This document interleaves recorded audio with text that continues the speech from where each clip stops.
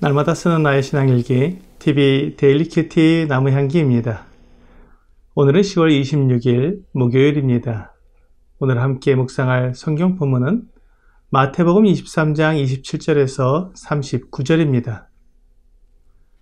화 있을진저 외식하는 서기관들과 바리새인들이여, 회칠한 무덤 같으니 겉으로는 아름답게 보이나 그 안에는 죽은 사람의 뼈와 모든 더러운 것이 가득하도다. 이와 같이 너희도 겉으로는 사람에게 옳게 보이되 안으로는 외식과 불법이 가득하도다. 화 있을진저 외식하는 서기관들과 바리새인들이여, 너희는 선지자들의 무덤을 만들고 의인들의 비석을 꾸미며 이르되, 만일 우리가 조상 때에 있었더라면 우리는 그들의 선지자의 피를 흘리는데 참여하지 아니하였으리라 하니, 그러면 너희가 선지자를 죽인 자의 자손임을 스스로 증명함이로다. 너희가 너희 조상의 분량을 채우라. 뱀들아, 독사의 새끼들아, 너희가 어떻게 지옥의 판결을 피하겠느냐?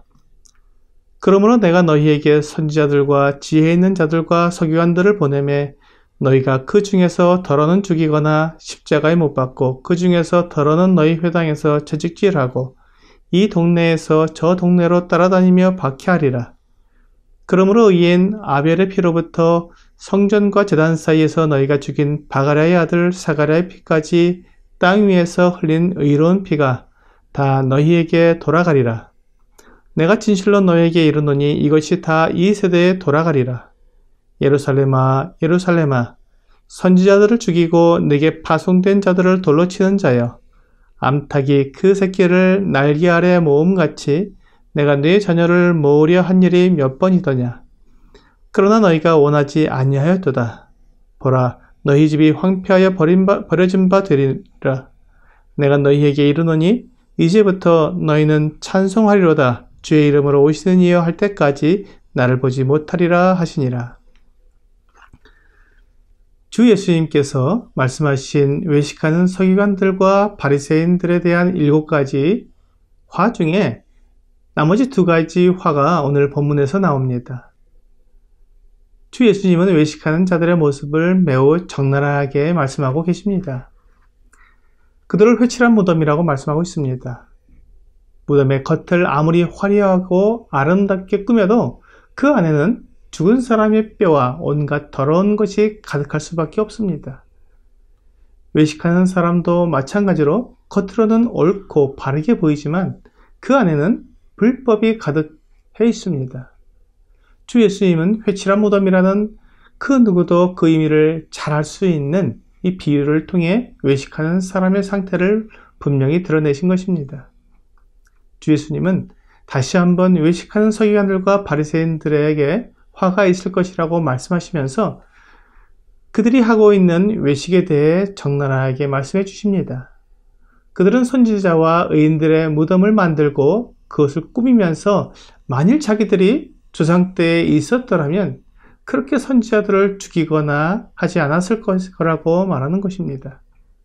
주 예수님은 이것이 그들의 외식을 나타내 주는 것이라고 말씀하십니다. 그들은 선지자와 그 의인을 죽인 조상들과 관계가 없고 다르다고 말하고 있지만, 선지자를 죽인 조상의 자손이라면 결국 그 조상과 같은 부류의 사람들이라는 것입니다. 우리도 때로는 구약 성경에서 이스라엘 백성들이 하나님의 은혜를 입으면서도 같은 죄를 반복해서 짓는 것을 보면서 어떻게 저럴 수가 있을까 생각하고, 또 만약 내가 그 당시 사람이었다면 나는 결코 그렇게 하지 않았을 것이라고 말합니다. 그러나 그것은 자신을 잘 알지 못하는 사람들이 자만심에서 나오는 말입니다. 지금 우리의 생활 속에서도 우리는 그들 못지않은 잘못과 실수 그리고 죄를 범하며 살아가고 있습니다. 내가 어떤 삶을 살고 있는지 자신을 제대로 보지 못하고 다른 사람들을 비난하는 것은 외식하는 사람의 전형적인 모습입니다. 그래서 주 예수님은 그런 사람들에게 뱀들아, 독사의 새끼들아, 너희가 어떻게 지옥의 판결을 피하겠느냐라고 엄중히 꾸짖으십니다. 주 예수님은 그들에게 선지자들과 지혜 있는 자들과 서기관들을 보낼 텐데 너희가 그들을 죽이고 십자가에 못 박고 채찍질하고 쫓아낼 것이라고 말씀하셨습니다. 실제로 주 예수님이 그 제자들을 그들에게 보내서 복음을 전하고 하나님의 말씀을 외쳤을 때 그들은 제자들을 죽이고 십자가에 못 박고 박해했습니다. 그들은 자신은 보지 못하고 주장들이 잘못했다고 비난한 것입니다. 주님은 그들의 마지막이 어떠할지 분명히 알고 계셨습니다. 그들이 회개하고 하나님께로 돌아오지 않으면 그들이 흘린 피가 그들에게로 돌아갈 것을 말씀하셨습니다. 주 예수님께서 이렇게 엄하게 꾸짖으시는 것은 그들이 자신을 제대로 돌아보기를 원하셨기 때문입니다. 우리 주 예수님은 사람들을 구원하시려고 사람의 모습으로 이 세상에 오신 하나님이십니다. 그렇기 때문에 그들이 멸망하기 원하셔서 저주하시는 것이 아님을 알 수 있습니다. 주님은 그들이 경고를 받고 돌이키기를 원하시기 때문에 이렇게 강하게 말씀하시는 것입니다. 하지만 주님께서 이스라엘 백성들을 불러 모으기 위해 그렇게도 애를 썼지만 그들은 돌아오지 않았다고 말씀하십니다. 하나님께서 사람들을 심판하시고 그들에게 벌하시는 것은 하나님이 사랑이 없기 때문이 아닙니다. 하나님은 사람들을 사랑하시기 위해 자신을 내어주신 분입니다. 어떤 분은 하나님을 사랑의 눈먼 분이라고 말할 정도입니다. 하지만 그 사랑을 무시하고 거절하며 끝까지 돌아오지 않으면 어쩔 수 없이 그들을 심판하셔야 합니다. 이것이 하나님의 공의입니다. 하나님의 사랑이 참 사랑이 되기 위해서는 하나님의 공의가 반드시 실현되어야 합니다. 공의가 없는 사랑은 사랑이 아닙니다. 그래서 사람이 심판을 받고 형벌을 받는 것은 자기 스스로 자초하는 것입니다. 외식하는 사람들이 하나님을 알지 못하고 하나님의 경고를 무시함으로 스스로 받게 되는 것입니다. 오늘의 적용 질문을 보겠습니다. 내 안에 외식과 불법은 없는지 살펴봅시다. 하나님의 말씀을 통해 나의 상태를 돌아볼 수 있어야 합니다.